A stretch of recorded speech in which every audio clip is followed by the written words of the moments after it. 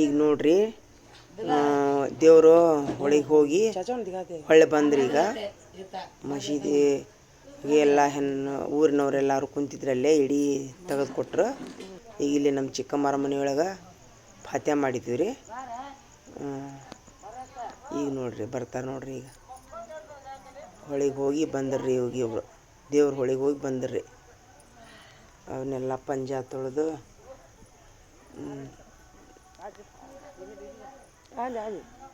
ರಾತ್ರಿ 12 ಗಂಟೆ ಆಗೈತೆ ನೋಡ್ರಿ. ಇಲ್ಲಿ ಹೋಗಿ ಬರ್ಬೇಕಂತಂದ್ರೆ ನೀವು ದೇವ್ರಿಗೆ ಎಡಿ ತಂದಿರೋದಿಲ್ಲ. ಈಗ ಇನ್ನೊಂದು ವಿಧಿ ವಿಧಾನ ಐತೆ ಅಲ್ಲಿ ಅಲಾಯಿ ದೇವ್ರ ಹತ್ರ, ಅಲಾಯಿ ಹತ್ರ ನಿಜವಾಗ್ಲೂ ಅಲ್ಲೊಂದು ಫಾತ್ಯ ಮಾಡ್ತಾರ್ರಿ. ಇವರೆಲ್ಲರೂ ಊರಿನವ್ರು ಎಡಿ ತಂದಿರ್ತಾರಲ್ರಿ. ಮತ್ತೆ ಎಲ್ಲಿ ಫಾತಿ ಕೊಡಿಸ್ತಾರ.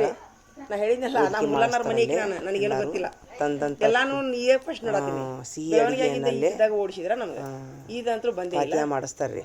ನಿಮ್ಮಿಂದ ಕಲ್ಕೊಳತ್ತೀನಿ ನೋಡ್ರಿ. ನಾ ಎಲ್ಲ ಎಷ್ಟು ಭಕ್ತಿ ಭಾವ ಈ ಊರಿನ ಪದ್ಧತಿ ನೋಡ್ರಿ. ಇದು ಎಷ್ಟು ಚಲೋ ಗೊತ್ತಿದ್ದಿಲ್ಲ. ಇಷ್ಟು 12 ಗಂಟೆಗೆ ಹಿಂಗೆ ಬರ್ತಾರಂತೇಳಿ ನಾನು ಇದೇ ಮೊದಲು ಸಾರಿ ನೋಡ್ತಿದ್ರಿ. ಎಲ್ಲ ದೇವ್ರ ಹೊಳಿಗೆ ಹೋಗ್ತಾರಂತ ಅಷ್ಟೇ ಗೊತ್ತಿತ್ತು ನನಗೆ. ಆದ್ರೆ ಎಷ್ಟು ಹೊತ್ತಿಗೆ ಬರ್ತಾರ, ಹೆಂಗೆ ಏನು ಮಾಡ್ತಾರ ಅನ್ನೋದು ನನಗೂ ಗೊತ್ತಿದ್ದಿಲ್ಲ. ಮನೆಯೊಳಗೆ ಧನ ಕಣ ಆಯುಷ್ಯ ಆರೋಗ್ಯ ಕೊಳ್ಳಿ ಅಂತ ಎಲ್ಲ ವಿಧಿ ವಿಧಾನ ಇವತ್ತು ನಮ್ಮ ಪಾಲಿಗೆ ಮೊಹರಂ ಮಾಡುವಂಥ ವಿಚಾರ ನಮಗೂ ಬಂದಿದ್ದ ಕಾರಣ ನಾವೆಲ್ಲ 4 ಮನೆತನದ ಅಣ್ಣತಮ್ಮರು ಕೂಡಿ ಮಾಡುವಂಥ ಒಂದು ವಿಧಾನ ಇರೋದ್ರಿಂದ ನಾನು ಇದನ್ನ ನೋಡ್ಬೇಕಾಯ್ತು. ಯಾಕಂದ್ರೆ ಎಲ್ಲ ಇರಬೇಕ್ರಿ ಮೊಹರಂದೊಳಗೆ.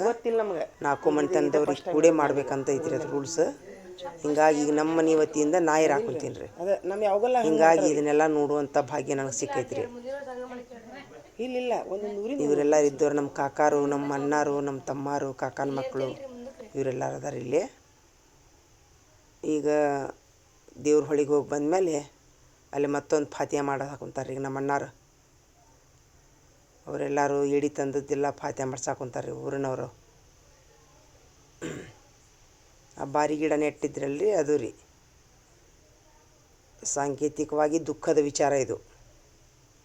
ಈಗ ಹೆಂಗೆ ಮನುಷ್ಯರು ತೀರಿ ಹೋದ ತಕ್ಷಣ ಹೆಂಗೆ ಇದು ವಿಧಾನ ಮಾಡ್ತಾರೆ, ಹಂಗೆ ಇವರು ಶರಣರು ತೀರಿ ಹೋದಂಥ ವಿಧಾನವನ್ನು ಮಾಡುವಂಥ ಒಂದು ಹಬ್ಬನೇ ಮೊಹರಂ ರೀ. ಇದು ಸಂತೋಷದ ಹಬ್ಬ ಅಂತೂ ಅಲ್ಲವೇ ಅಲ್ಲ, ಇದು ದುಃಖದ ಹಬ್ಬ. ಇದು